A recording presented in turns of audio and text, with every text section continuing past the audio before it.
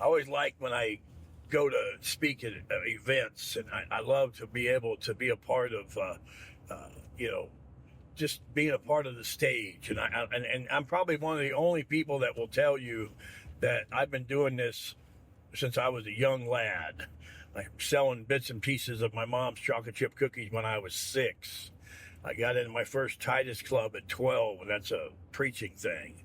I got second place. I should have got first, but I got second place. Still a little bitter in high school at my speech class. There wasn't anybody in there that didn't think I should have been number one, but I carried a lot of baggage, so I didn't get the votes. That's another day. But I love people that tell me I can't talk in front of people. I can't do seminars. I can't do webinars. I can't do it. And a lot of times people will see me when I'm the keynote speaker. They'll see me stay the entire time for the other speakers, and I do it for respect.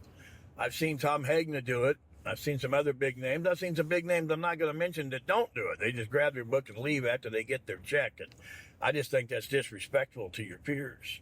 And a lot of times I'll sit back and I'll listen and I'll take notes for certain speakers. And there was one in particular. The guy was the CEO of a company, and he was his first 5 minutes were really good, and the last 25 minutes he had to fill the time. He was horrible. And I remember everybody was giving him a round of applause because of who he was, not because of what he had done. And we were standing back at the coffee thing, and he looked at me. He knew who I was, and he said, "Give me the straight on this. How did I do?" I said, "Man, your first 5 minutes, you were on fire." I said, "Your last 25 minutes were horrendous." I said, "But let me tell you something." I said, "That's where people make the mistake. If you're given a time limit and you're told you got to be done, within a half hour, make sure you respect that, number one. But number two, if you can't carry the half hour, don't.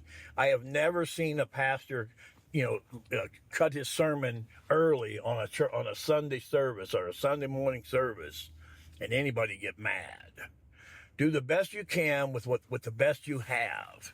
And then as you get better and better, then you can add more and more time. Never be afraid of not going long enough.